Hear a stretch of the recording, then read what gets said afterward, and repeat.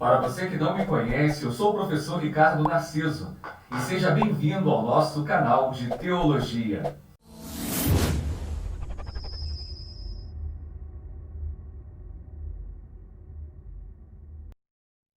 No nosso encontro de hoje, eu quero falar com você sobre as celebrações do povo de Deus. Para estudarmos as celebrações do povo de Deus, precisamos tornar a reenfatizar que o culto é o encontro da comunidade, conforme descrição do Evangelho de Mateus, no capítulo 18, verso 20. É o encontro da comunidade com Deus e a liturgia, é o conjunto de elementos e as formas através dos quais se realiza esse encontro. Além disso, esse encontro no culto só se torna possível porque Deus o permite e também o ordenou. O culto acontece por vontade e iniciativa de Deus e não ao contrário. A presença de Deus no culto é exatamente o que traz honra e dignidade ao ajuntamento do povo de Deus. Nas celebrações, não é a comunidade que convida ou convoca a Deus para o evento cultico, como nós costumamos a fazer através de alguns cânticos que cantamos nas igrejas. Mas, na verdade, é Deus que se coloca à disposição.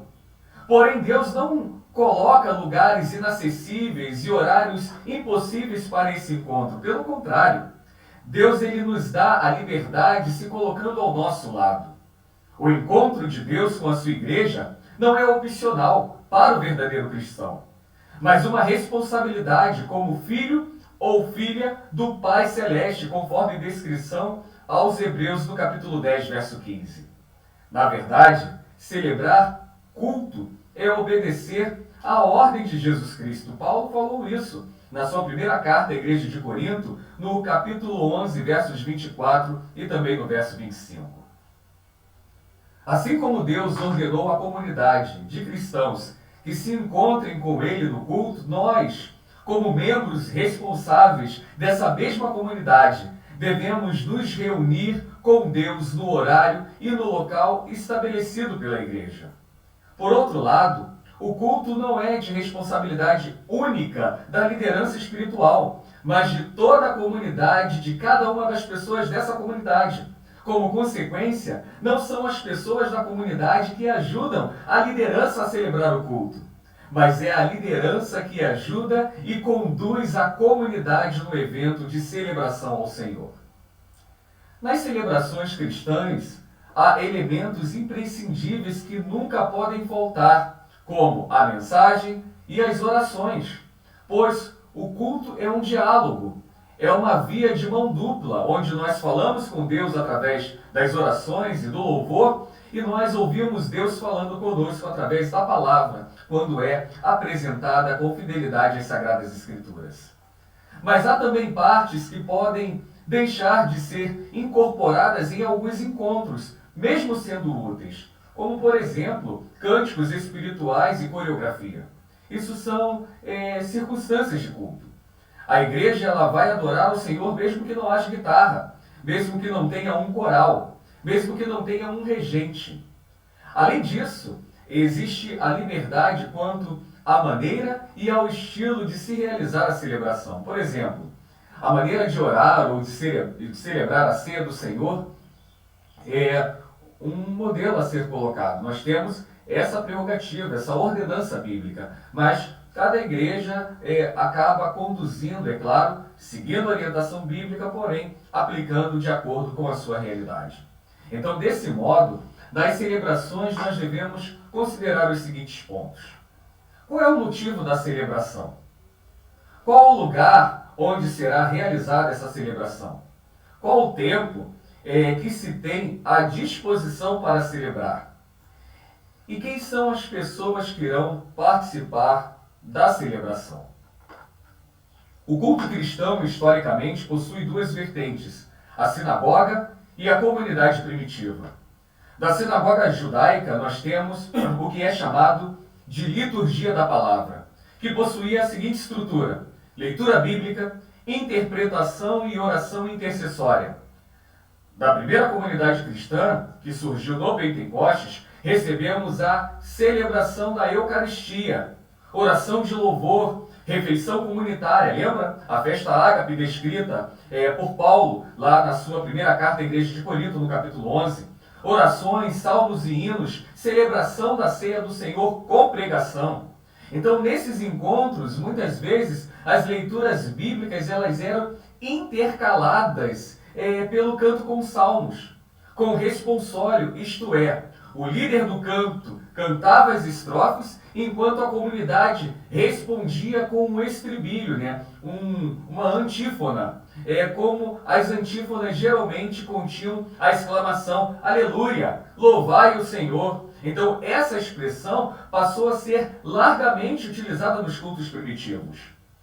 Modernamente, nós temos uma anomalia notada em algumas comunidades, principalmente da década de 1980 para cá, que não apenas residiu na produção e disseminação de um grande número de cânticos, mas um novo conceito litúrgico, que eu e você conhecemos como o louvorzão. Então, nesses encontros, a palavra louvor passou a ser a chave definidora de uma nova concepção, compreensão e desenvolvimento do culto.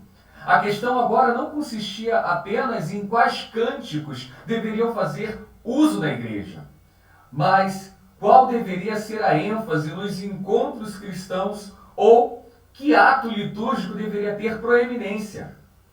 A ministração da palavra começou agora a ficar de lado, ou começou a tornar-se secundário. E o que se observou foi a adesão imediata dos jovens das denominações históricas a alguns encontros promovidos pelas comunidades carismáticas.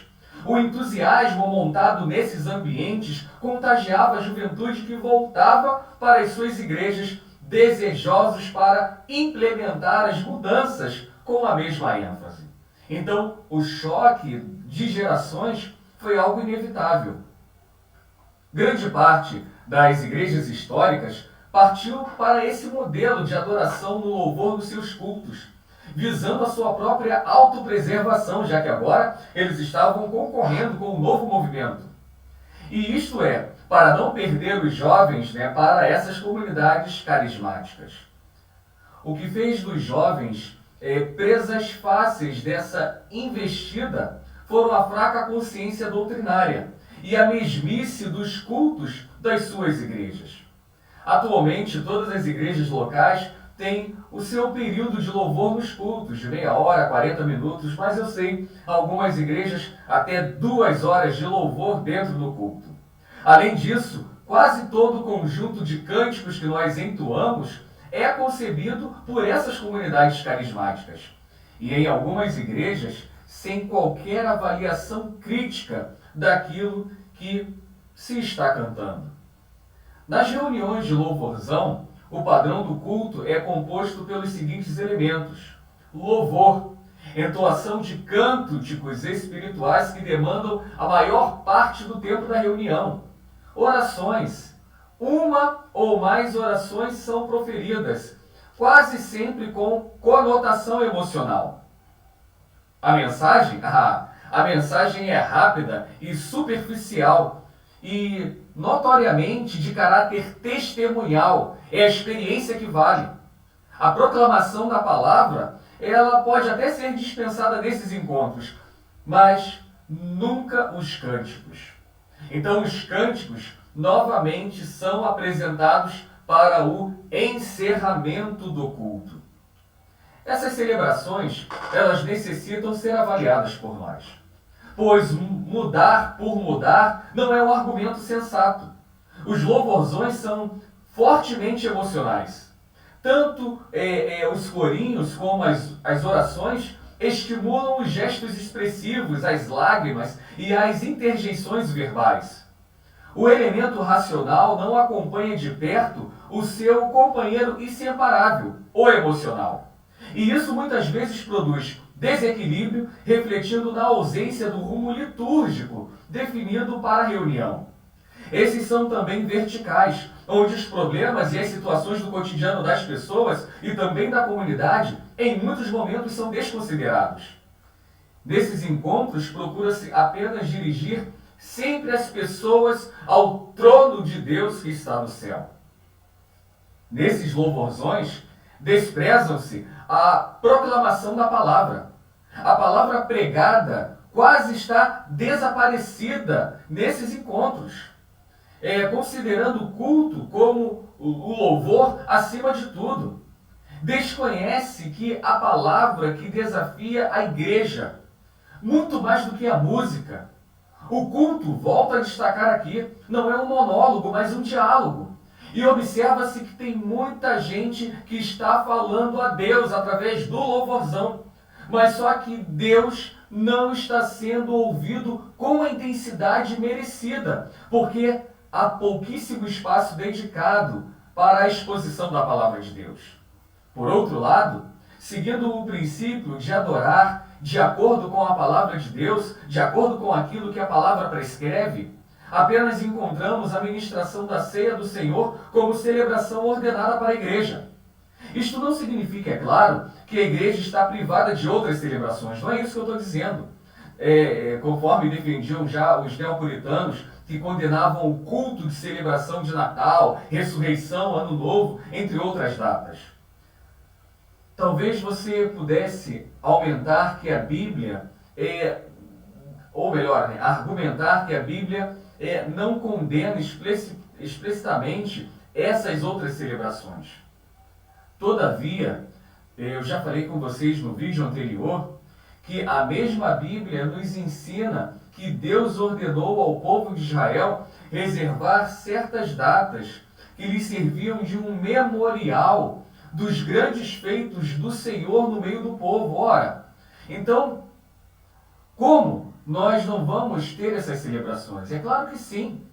Em alguns momentos nós temos que celebrar a vitória de Jesus Cristo sobre a morte, sobre a nossa libertação do pecado, sobre aquilo que Jesus Cristo faz conosco a partir de cada momento. Se os anjos celebraram com tanta alegria a vinda do Messias anunciado e anunciaram paz na terra, será que nós não podemos tomar como agradável a Deus adorá-lo pelo Emanuel, como Salvador do mundo, que veio até nós em forma humana a partir de uma criança nascida lá na cidade de Belém? É claro que podemos fazer isso. No entanto, se Deus ordena que devemos adorá-lo pelos seus grandes feitos, conforme declara o Salmo 145, por que não deveríamos nos alegrar e agradecer por mais um ano da mão bondosa do Senhor que nos permitiu a viver? Mas eu quero dizer uma coisa. De acordo com o que Paulo prescreve, em Romanos capítulo 12, o culto é racional. Então, o nosso culto é a nossa própria vida. Então, assim, a cada vez que o poderoso Deus agir em nós, a cada momento que ele se fizer notável no meio da igreja, isso precisa ser motivo da adoração e da celebração do povo de Deus. E eu quero concluir aqui dizendo o seguinte para você. O culto a Deus é uma ação sobrenatural. No entanto, é a ação natural do ser humano, fiel ao seu Criador. O adorador é mais importante que a forma. Entretanto, a forma não é uma opção à escolha do adorador. Mesmo reconhecendo que o assunto é amplo, pertinente e carente de avaliações mais profundas, nós podemos discutir alguns pontos aqui. E a primeira coisa que eu quero dizer para você, o culto é sempre teocêntrico. Só e apenas Deus pode ser adorado, e todos os atos do culto devem levar os adoradores a Deus. Segundo lugar, o próprio Deus revelou em sua santa palavra os princípios que regulam a forma com que ele deve ser adorado. E qualquer ato contrário às Sagradas Escrituras precisa urgentemente por nós, cristãos, serem rejeitados. A adoração dos servos de Deus não é aquilo que nos compete fazer, aquilo que nós entendemos que devemos fazer. Mas essa adoração dos servos de Deus, ela deve ser feita com uma manifestação de submissão. Significa render-se as emoções, podemos fazer isso, mas reconhecê-las como manifestações de submissão a Deus, como alegria, arrependimento ou gratidão ao nosso Criador. As expressões corporais, caso você faça na sua igreja, elas podem fazer parte sim do culto, porém, elas não devem chamar atenção para elas mesmas, mas devem sempre produzir mais adoração a Deus. O culto coletivo do povo de Deus é a expressão do que agrada a Deus e não deve refletir em si santidade individual e coletiva do povo que adora a Deus. Esse princípio permite que a cultura seja avaliada pela palavra. Sendo Deus santo, justo e perfeito, o povo que o adora deve procurar imitar o seu caráter. Sendo assim, a reverência e a ordem e a decência no culto, elas deveriam ser feitas por nós, deveriam ser atitudes inegociáveis. E em último lugar, eu quero dizer o seguinte para você.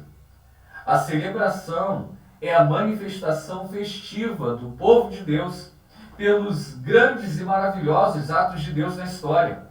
Ao mesmo tempo em que o povo reconhece e proclama o agir poderoso e soberano do Senhor, também se alegra por ser salvo no amor e também de recebermos bênçãos incontáveis de Deus. Celebrar é também estabelecer marcos memoriais que façam com que cada nova geração venha lembrar, adorar e se alegrar no Senhor. Então, meus irmãos, eu quero deixar aqui essa aula e eu quero fazer algumas recomendações de leitura para você.